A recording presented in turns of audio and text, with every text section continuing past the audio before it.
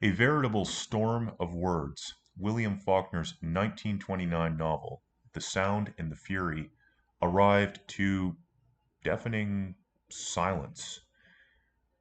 Notoriously, Faulkner's own friends attempted to talk him out of publishing the novel, seeing it as unreadable. And years later, he would refer to it as his most spectacular failure.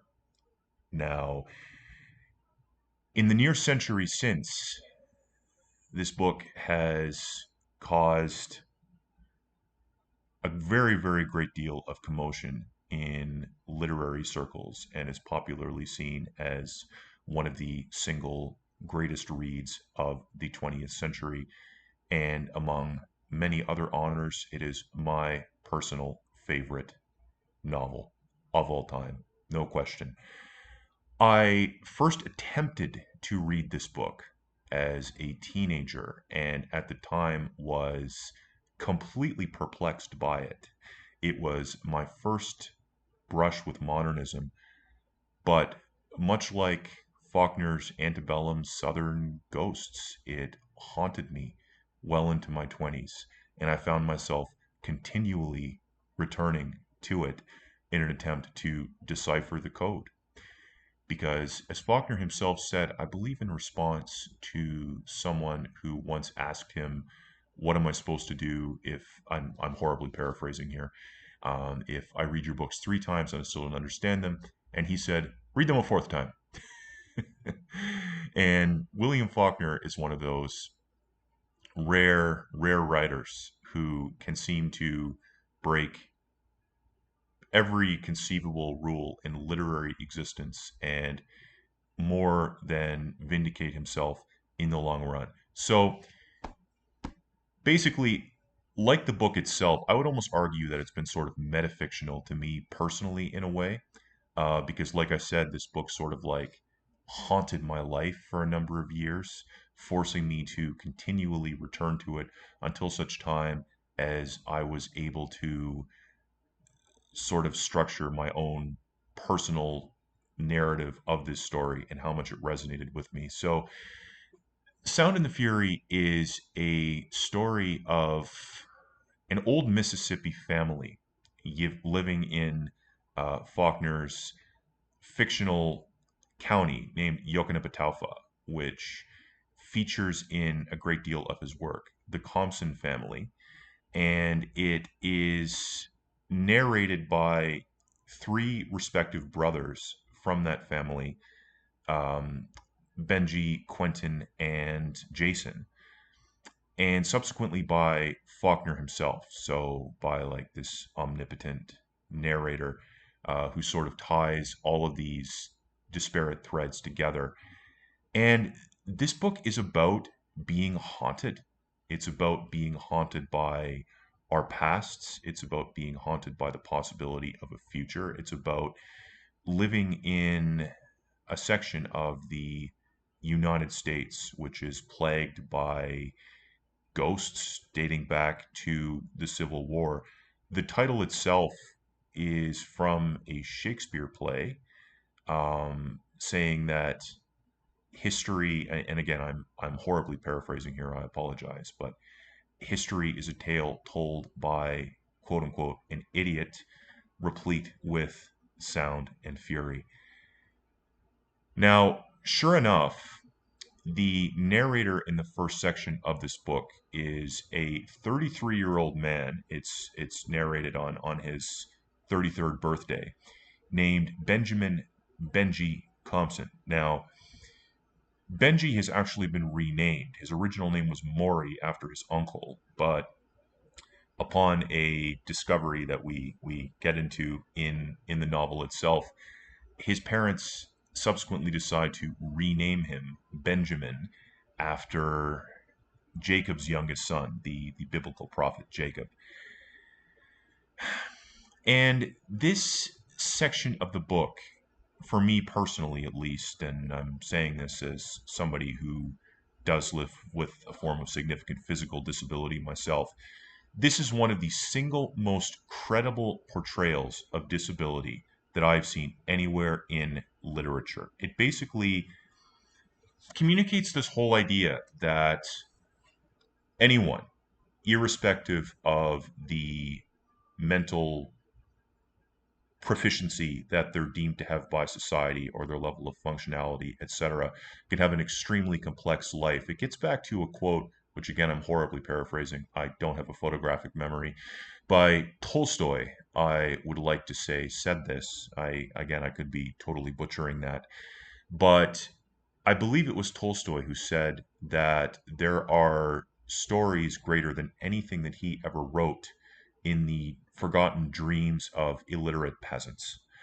And we very much see that at play here in the first section of Sound and the Fury, because Benjamin Compson, the youngest Compson brother, incidentally, has a sense of time and chronology that is very, very, very different from most people's. So from able folk. So basically, he doesn't experience time as a linear thing. He's continually flashing back between several different interlaced episodes in his family history. So, like in one timeline, he is a child playing with his sister Candace and his brothers Jason and Quentin.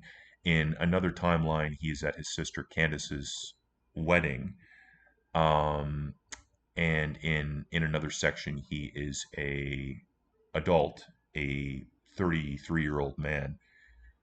And it's just so interesting seeing the kaleidoscopic perspective that Faulkner has structured around this character.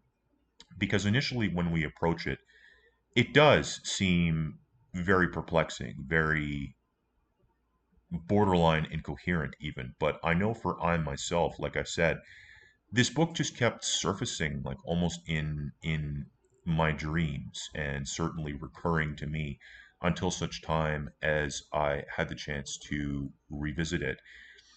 And it's often been said that at its heart, the book is about the one of the women of the Compson family, a lady named Candace. And in some ways, the story is about Faulkner's own admitted inability to write from a woman's perspective. So basically, what he tries to do is he tries to write from the perspective of all three brothers, Candace, or Caddy, as she's also called, as deciphered from the perspective of her three brothers. So basically, Benjamin sees Caddy as this like quintessential maternal figure. Like there's okay, so there's this one theory of Sound and the Fury which claims that like each of her brothers respectively see her as like so like Benji sees her as a child, Quentin sees her as like an adolescent, and Jason well Jason the second technically because he inherited his father's name um sees her as an adult but also very distorted, and I mean we'll get into that later. So there's a level of confusion, right, of myopia, of like sound and fury, quote unquote, as the title implies, in each section of this book. So in Benji's section, it's almost literally incoherent. Like you're trying to decipher like the arc of some kind of a story and all the different pieces of this puzzle, which seem to sort of fit together in a different way each time that you read them. Like you're clearly reading about a family that is in decline, that is somehow personified by this character of Benji in a way that is largely unbeknownst to themselves. So that section takes place somewhat like over the course of a day in 1910, I believe. But again, like I say, it's continually it's flashing back, it's jumping around, and that sequence of events is actually later it's called into question later on in the book because of other events that we learn. So as the novel opens, Benjamin or Benji is pretty much bereft, like at the loss of a sister, which is something that he can't even really fully articulate to himself because at this point, Caddy is gone. Caddy is away from she's gotten married and then subsequently divorced, which obviously in that, well, I shouldn't say obviously, but which in that day was a very big, decisive, life changing kind of deal. And his mind is such that he can't really concretely process the fact that Caddy is gone, so he does stuff like he'll leave the Compson home and he'll be like sort of like moving along their fence, the fence almost like being kind of a metaphor for um his own form of like the walls in his mind sort of. And he'll watch these schoolgirls coming home, right? And he'll think that any given one of them is Candace, right? And he's going out to meet Candace. And part of the tragedy of this is that his family literally has no concept of what he's doing. Like they think that he's somehow perverse when in fact, they're the ones who are perverse, seeing this. So it's almost like Benji is sort of this mirror of the more debased instincts of the people around him, whereas like he himself, I've almost seen him written as sort of this, well, I've written of as sort of this Christ figure in conjunction with another character named Dilsey, a black servant of the family, whose role I will elaborate on a little bit more later. So, yeah, but if you thought Benjamin's section was confusing, oh boy, just wait until you get into the next section, which is narrated by his brother, Quentin, who is able bodied and I would assume of above average intellect, but involved in a mental impasse, the likes of which is equal to or greater than his brother Benji's. And this is one of the most interesting points in the novel to me because Faulkner takes these two brothers who you would assume from the outside have absolutely nothing in common, right? You have Benji who has this severe life-changing developmental delay, who is unable to communicate anything that occurs in his mind, and that is part of his tragedy. Whereas Quentin, of course, is a character who is able to communicate all of the finer nuances of his mind. But that in and of itself, like he's almost trapped in that. He's almost trapped in this like recursive intellectual stalemate of um I guess what you would kind of call it is like honor and chivalry. This idea of an outmoded South that has never been the same since the days of, Sartoris and Sutpen and these other characters that Faulkner's literature is replete with. And yeah, in some ways, Quentin is the citizen of a bygone time, and he is obsessed particularly with the honor and the purity of women, like his sister Candace being the first significant example of this. And his sister Candace, in her particular era, I guess she would have been thought of as, and I mean this again, this is just kind of my theory concerning her because she's a very kind of open-ended character. She probably would have been thought of as somebody who was significantly ahead of her times, like almost sort of anticipating the later feminist movement because she um was very much someone who kind of sought autonomy in her own life, but conflated it with ruin. So she gets pregnant out of wedlock, and then she marries this man who I guess she must intimate to him, or he figures out that she had the child out of wedlock, and so she is subsequently divorced. And this has kind of rippling implications and is like a death blow for her family. But in terms of Quentin, whose arc I don't really want to spoil because it's brilliantly executed. But he's basically depicted as this mind that is fundamentally at war with itself. He's kind of chasing his own shadow, and his arc is narrated over the course of a single day on the Harvard campus and the surrounding areas because as we learn early on, his family has made a number of substantial sacrifices to send him to Harvard because he's supposedly like this last great dying beacon of hope, the male son and heir of their family who's going to like redeem the family name, right? Because he's the he's the oldest son. But there's a rather unfortunate twist of events there, and that doesn't really end up materializing. So you could argue in some ways that him and Benji, like they're sort of like mirrors of each other, right? Because Benji has this emotional abundance, like almost this like transcendental emotional abundance, which transcends time and intellect and so on. But he's incapable of communicating this. Whereas with Quentin, he's capable of communicating a very, very great deal, but he's hollow inside. It's like he's hollow inside. It's like he's an echo chamber of these many forms of suffering that have ancestrally plagued the South, and which are recurring in his own lifetime.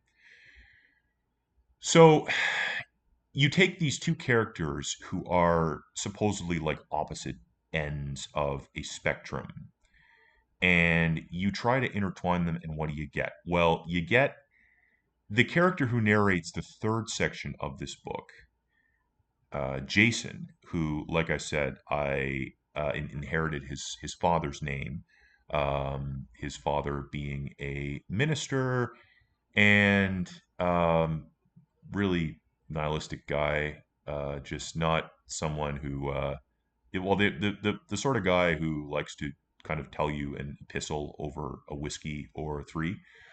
Um, Now, Jason himself is seen as a very interesting kind of conflicted character because this guy, like he's corrupt to the bone.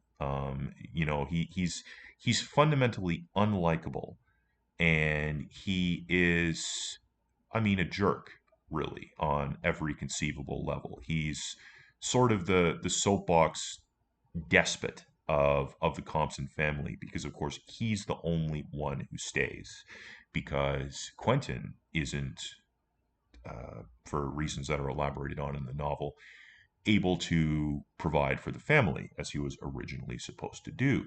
And Jason was at one time supposed to be getting a pretty prestigious job in a bank because of his sister Candace's marriage. Because Candace's husband to be, I believe he owned a bank or had a significant share in a bank or some such, and he would have gotten Jason a job in a bank. But because that marriage doesn't really end up um, lasting, Jason doesn't get the job in the bank, and he ends up getting a job in a town store here in Yokanabatelfa County in Jefferson is the name of the town, which he more or less gets on the strength of his family name. Like and this guy, like he always claims to be working hard and doing tons for his family, whereas the simple reality is most of the time he doesn't really seem to do much of anything. If the guy has any sort of profession, it seems to be grousing about his unfair lot in life. Um, and so in some ways he has like almost like sort of the quote unquote impotence of his brother Quentin, combined with the inability of his brother Benji to communicate. And you take the character of Jason and you have this like okay, so there's like this image earlier in the book in Quentin's section of an oversized 25-year-old trout swimming in a river, I believe it is, or some such, a body of water. And the trout is basically it's the old classic idiom, right? Big fish, small pond, and that is basically what Jason is. He sees himself as being very, very, very hard done by, and he takes it out on everyone around him. And he is the quintessential grasping, miserly, um, reprobate, really. I mean, there's nobody who likes him very much.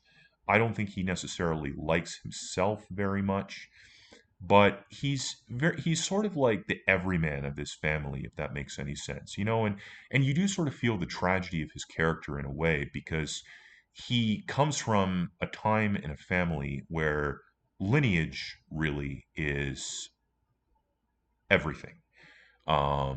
It's just it's sort of the quintessence of what makes you you. And so he manages to eke out a living through this job that he got on the strength of his family name in Jefferson, through like a lot of sort of like shady different business deals. I mean, I guess he's sort of like the miserly grasping jerk that I know I have it in me sometimes, and maybe other people do, you know, just the cynic, like the guy you feel was sort of just disaffected and jaded from the cradle, right? And maybe to an extent he sort of has to clean up the messes of people around him, but really, you know, you feel like to sort of, you know, reverse um the quote from Hamlet, I believe it was. um Basically he's more sinned than sinning against, right? Or sorry, he's more uh sinning than sinned against.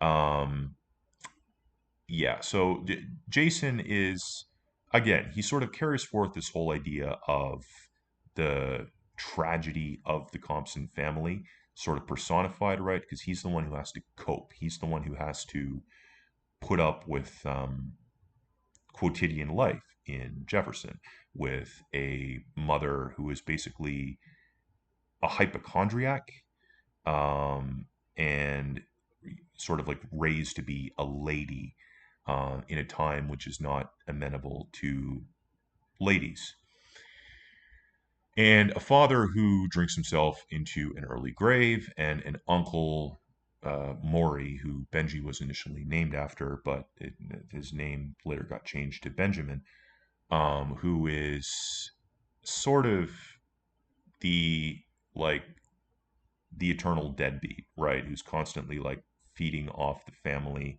Um, and Jason sort of has to just deal with all of this and sort of connect the dots and deal with life in his own way. And when you see the guy on a deeper level, you realize, listen, I mean, yeah, he's a jerk. And in his own way, he's sort of like impeded by this in the same way that Benji is held back by his mental condition, or the way that Quentin is held back by his intellect. You know, it's where he's sort of like chasing his own shadow through his mind continually. And, you know, just before we get into the fourth and final section, this is something that really, really interests me about Sound in the Fury, because it's like essentially I once heard Faulkner described as a writer who sort of like almost like writes a mystery but lets you solve it. You're the one who's the judge. And every time you go back and read him, you end up resonating with his work and you end up resonating with his characters in a different way.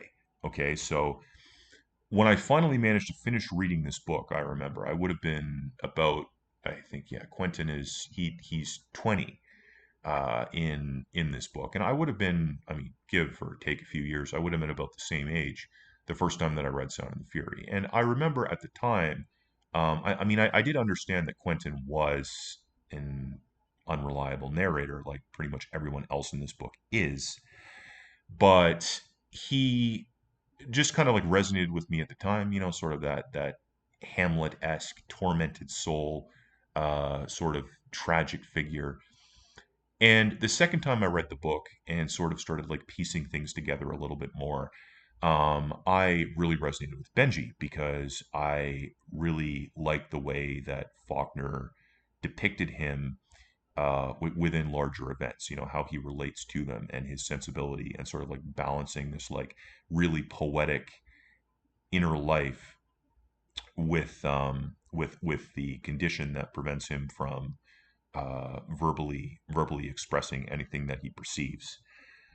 And this most recent time, actually, this is why I mention this now, um, I almost found myself relating to Jason in some ways because I'm like, like, yeah, he sort of grew on me in a way, I guess, if that makes any sense. Because yeah, he's like your client, he's making excuses and he has this just terrific victim mentality, but at the same time, yeah, I mean, he's a guy who's been handed the hard lot in life. He's the one, he doesn't get to go to Harvard. He doesn't, get to marry some really, really rich person and then kind of throw it all up. And what he doesn't seem to understand is that these opportunities that his siblings were given weren't so much opportunities as ways for which them, ways in which they could fully express the breadth of their own pain and brokenness and trauma sort of like inherited from this like dying Compson family. Um, which sort of brings me to the fourth section of the book, which, like I said, is narrated omnipotently. It largely follows the character of Dilsey, who I haven't spoken of very much until now, which is only fitting because the Compsons don't speak of her very much either. She is sort of like, well, I mean, she is the black servant of their family. I mean, her along with her late husband Roscus, her son or her sons, I should say, Versh and TP and Luster, who all sort of like at different points in the book are looking after Benji. Now, this brings me to one of the most interesting aspects of Sound and the Fury, the book for me, which is, like I say, it was published initially in 1929 to very little critical acclaim at the time. It wasn't until Faulkner subsequently ended up having some level of commercial success with, I believe, his sixth novel, Sanctuary, that I think really even like niche readers kind of started to read, like Sound and the Fury. And years and years later, when Faulkner won this little bauble called the Nobel Prize for Literature, I believe most of his books at that time were out of print. I think like all except like one of them or something like that. To give you an idea, of how incognito this guy was. But the reason why I bring all this up is because the fourth section of the book, rather than being narrated from the perspective of any one brother, um, is sort of largely like it does largely follow Dilsey, who, like I say, is a black servant of the Compson family, and who sort of is like a counterpart to Benji in some ways because it's like the two of them, he sort of has this Christ-like suffering about him, whereas Dilsey is almost like the other half of that Christ figure. I mean, she's the unsung hero of this book. She's the one who holds all of it together, right? She does the work that she does like she's basically what Jason thinks he is. Um, she's the one who does like all of the unsung day-to-day work. She's the one who has to chase down Mrs. Compson's water bottle, or she's the one who has to prepare meals for everybody and then sit around while Jason complains about all of it, or she's the one who has to continually placate, well, I'll just refer to her as Quentin the second, um, who is Candace's daughter, who is later like subsequently sent to live with the family. And I haven't really gotten into her before now because I'll momentarily expand on her a little bit more. But Dilsey, yeah, I mean her section of the book honestly is one of through Faulkner's use of the kind of omnipotent uh, super narrator, is one of the single most beautifully written bits of prose that I've ever had the chance to come across. And it intertwines all of the other sections in a magnificent, beautiful, highly memorable way. Now, What really kind of sets The Sound and the Fury above all of the rest, for me personally, is two things. Number one, I see it as a novel which is timeless because it is set, like I say, like around, like, 1910, certainly the first half of the 20th century in Mississippi. Yet Faulkner structures it in a way which, is almost like he basically like transcends time and place. Like he gives his work like the dimension of Greek tragedy, you know. Like his characters are all multi-dimensional, differently interpretable, and it's like Dilsey almost kind of shrinks into her own section, if that makes any sense, because she doesn't get a voice. But what I'd be really interested in knowing is if this book would be published as is now, because and I mean, obviously and justifiably so, right? We find ourselves in an era of, um, sort of own stories, right? So different groups of people like telling stories which, they're personally invested in, which personally, I mean, myself, I think is awesome. I'm all for it, and not that my opinion really matters, but um, I would just be interested in knowing if this book, would have been published as is today, because Faulkner does, narrate. I mean, in some of his other books, certainly. I mean, like I said, that this is an omniscient narrator, so this isn't technically Dilsey narrating, but he discusses, at like, so some characters in this book are black, generally, like, servants of the family, of the Compson family, whose ancestors, were, enslaved. And basically, I guess I would be interested in seeing if an author like Faulkner, who was, to my knowledge, a straight white male, would be permitted, and understandably so, to publish something like this today.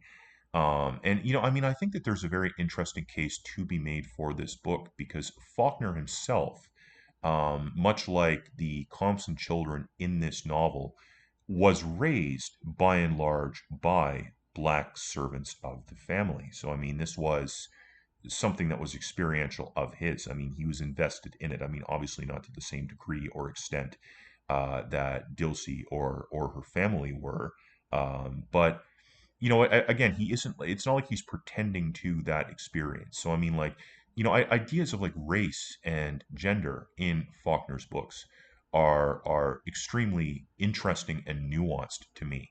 I mean, it's very much, to myself, not, a strictly black and white thing. I mean, there are, certainly very, very gray areas, both in The Sound and the Fury and elsewhere in Faulkner's oeuvre. So, firstly, yeah, I mean, this book really is, like I say, it's my all-time favorite novel because it is timeless, in my opinion. I think it'll be read in 100 years, just like it was read by some people, at least almost 100 years ago, and people will find something in it that resonates with them, right? You'll read Benji and you'll be like, wow, just this whole like inarticulable complexity that exists in this guy's head is amazing, or the way that he relates to time, or I mean, people like Quentin, guys like Quentin, probably women like Quentin to a degree, will always exist.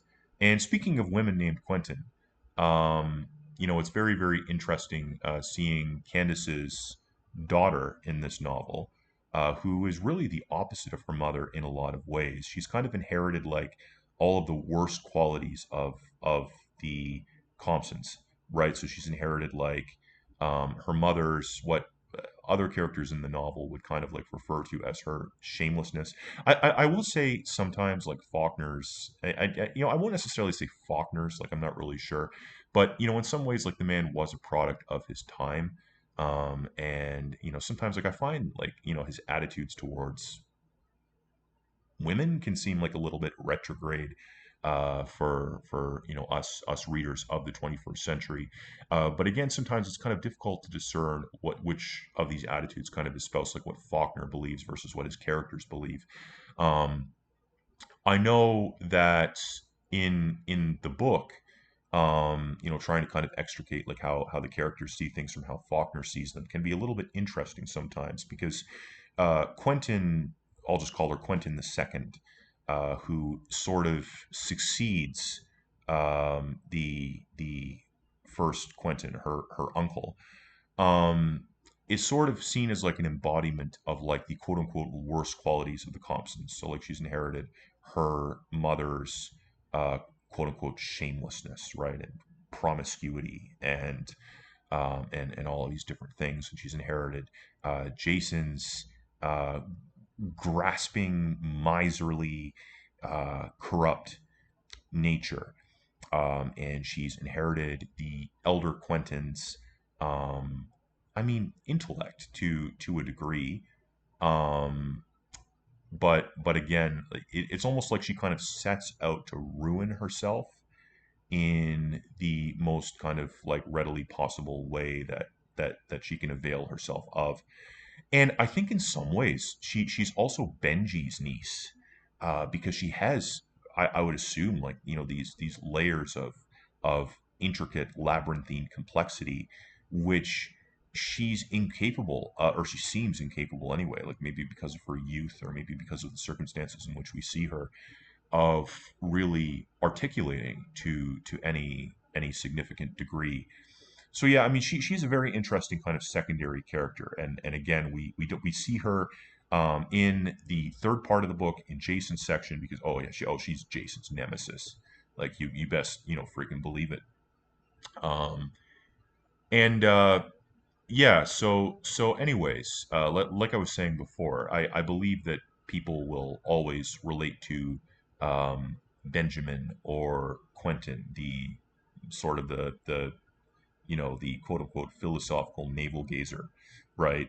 This guy who is really, really intelligent, but just has this mental paradox, this mental impasse, right? That he's unable to sort of break out of.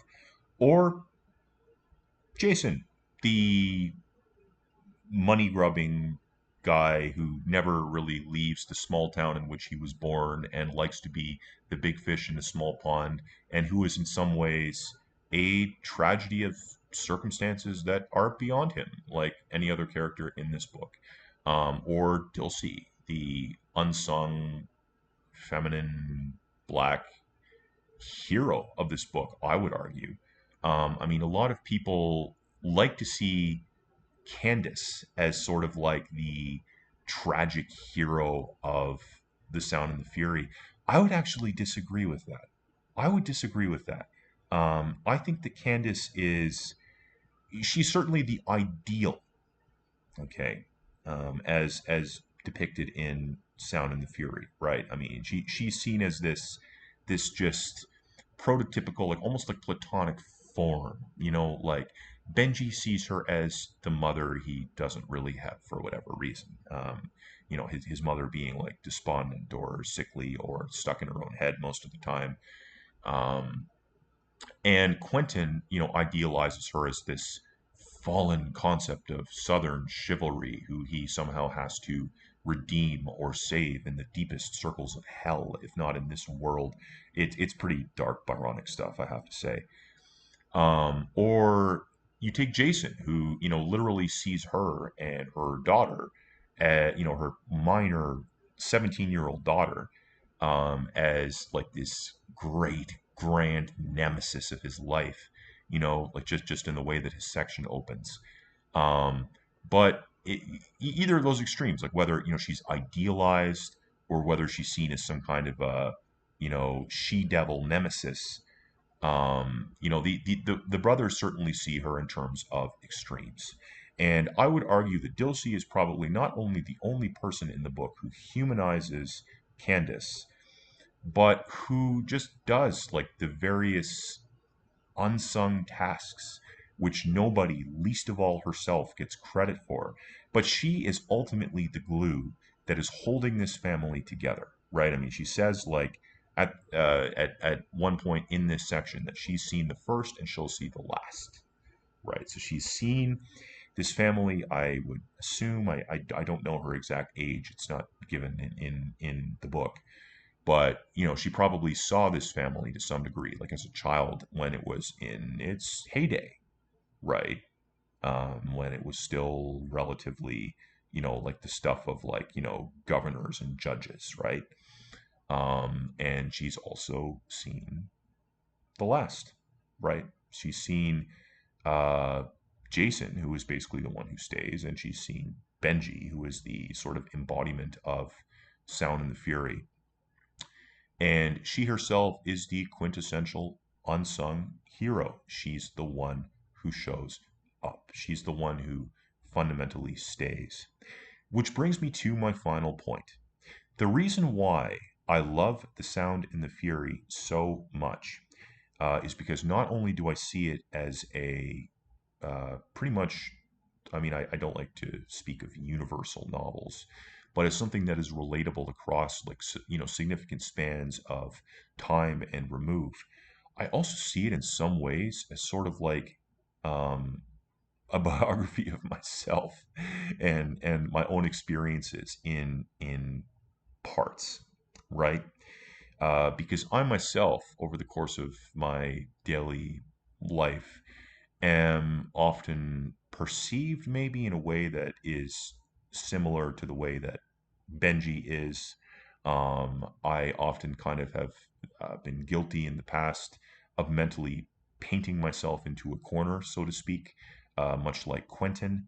I also, I mean, this isn't something that I am often very, very vocal about, but I mean, there's a part of me that, sort of a dark side that can be, petty and spiteful and grudging, not unlike Jason. And also, maybe we all sort of have that unsung hero or heroine inside of us, right? Who does the stuff that we're not necessarily able to articulate to um, anyone else, or sorry, to ourselves. Like, never mind anyone else. Um, but yeah, just the way that Faulkner portrays this tapestry of characters is transcendent to me and haunting. And to get back to what I said at the very beginning of this talk, almost ghost-like, because I wouldn't like. Okay, so Sound of the Fury was my first experience of Faulkner, and this isn't something that I would necessarily like. I wouldn't recommend that most people start with this book of Faulkner's. Like if you're looking to get kind of a good like entry point into who he is, what he does. I don't know. I mean, maybe I'll pat myself on the back and think that after hearing this talk, you'll have a slightly better context for it. Just don't be afraid. Like don't go in trying to parse Benji or parse Quentin because you're not going to on a first reading unless you're way more perceptive than I was. Um, but I might recommend starting with Faulkner with As I Lay Dying, which is another one of his masterpieces, or with another book of his called Sanctuary, which ironically he wrote for like critical acclaim and to make money, but which I would argue was and is a small masterpiece in and of itself. So anyway, yeah, I hope this is kind of intimated a little bit better why Sound and the Fury has been so impactful for myself personally, because I mean I see it as something that sort of transcends time and context, like not only in its structure, but in the way that Faulkner himself described it, which was as like his most spectacular failure, because in a way that's what the Compsons are.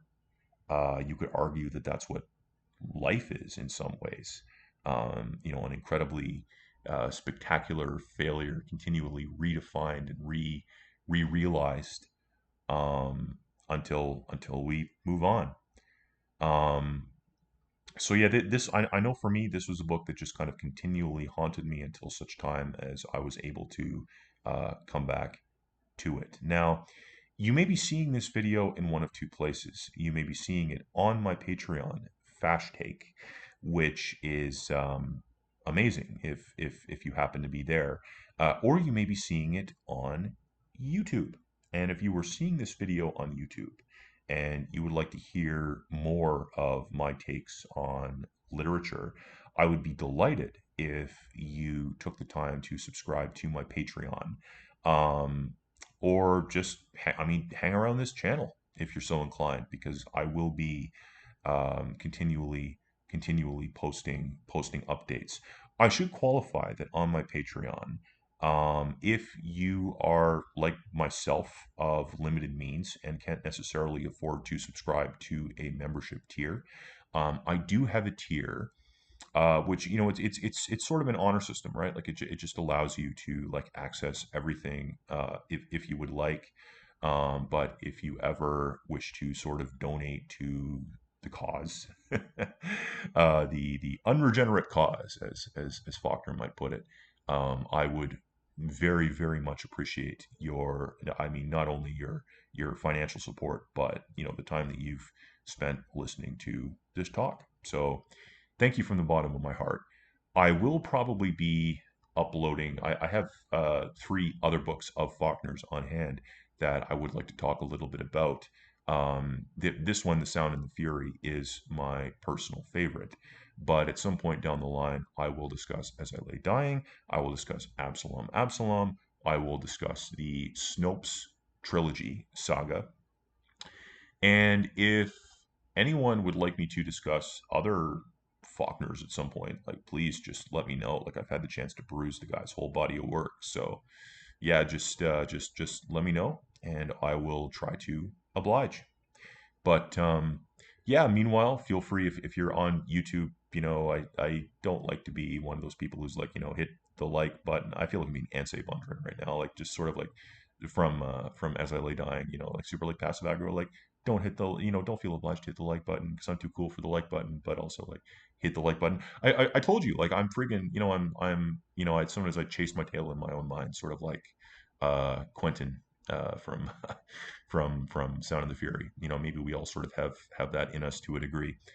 Um, but yeah, feel free obviously to like and subscribe if you wish, if you're on YouTube, and welcome to the party. If you're already on my Patreon, then I guess you're already at the party. So yeah, we're having some great times all around.